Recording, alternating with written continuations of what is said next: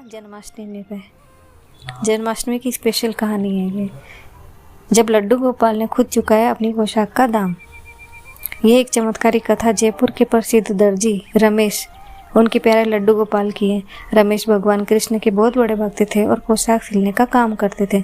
वे अक्सर मंदिर के लिए और लोगों के घर के लड्डू गोपाल के लिए सुंदर सुंदर पोशाकें बनाया करते थे।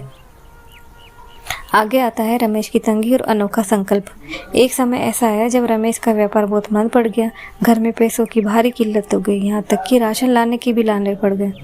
लेकिन रमेश का नियम था कि हर जन्माष्टमी पर वो अपने घर के लड्डू गोपाल के लिए सबसे कीमती कपड़ों की और गोटे किनारे से एक अद्भुत पोशाक सिलते थे। इस बार जेब में 1 रुपया भी नहीं था। रमेश ने उदास होकर कहा, अपने लड्डू गोपाल के सामने कहा, लल्ला, इस बार तो तेरी माँ और मैं बहुत संकट में हूँ। लगता है इस जन्माष्टमी पर मैं तुझे नई पोशाक नहीं पहना पाऊंगा। इतना कहकर रमेश रात को भारी मन से ही सो गया। आगे होता है दुकान पर आया एक नटखट बालक।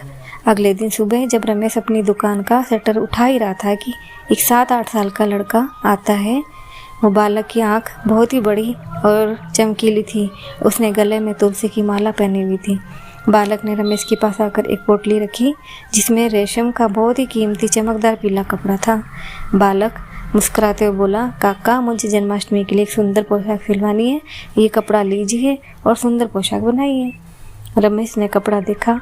वह इतना अद्भुत मुलायम था, वैसा कपड़ा उन्होंने आज तक नहीं देखा। रमेश ने संकोच करते हुए कहा, बेटा, पोशाक तो मैं बना दूंगा, लेकिन इसके लिए सिलाई के पैसे लगेंगे और तुम तो इतने छोटे हो, तुम्हारे माता पिता कहाँ हैं? बालक ने अपनी जेब से सोने का एक पुराना सिक्का या असरफी निकाली, रमेश की हथेली पर रख दिया। बालक ने कहा, काका, सिलाई के पैसे एडवांस ले लो, बस पोशाक अच्छी सी बनाना, वो पहनकर सब देखते रह जाए। जन्माष्टमी की रात 12 बजे मैं खुद लेने आऊँगा। आगे आता है जन्माष्टमी की रात का अद्भुत दृश्य। रमेश ने पूरी लगन भाव से पोशाक सिली। पोशाक इतनी सुंदर बनी कि लग रहा था मानो इसमें से दिव्य रोशनी निकल रही हो। जन्माष्टमी की रात को जब 12 बजे आरती का समय हुआ तब रमेश उस बालक का इंतजार करने लगा, लेकिन वह बालक तो आया ही नहीं। रमेश ने सोचा कि क्यों ना पहले अपने घर के लड्डू गोपाल की आरती कर लो। जब रमेश अपने मंदिर के पास गए, पर्दा हटाया तो उनकी आंखें फटी की फटी रह गई। जो पोशाक उन्होंने उस बालक के लिए सिली थी, वही पोशाक उनके घर के छोटे से लड्डू गोपाल पहना के मुस्कुरा रहे थे।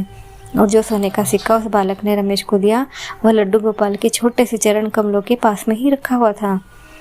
इस कहानी से हमें ये सीख मिलती है कि लड्डू गोपाल अपने भक्तों का भाव कभी व्यर्थ नहीं जाने थे। जब भक्त अपने प्रभु के लिए तरसता है तो भगवान स्वयं आकर अपने भक्तों की झोली भरते हैं और उसकी इच्छा पूरी करते हैं। जय श्री कृष्णा। राधे राधे।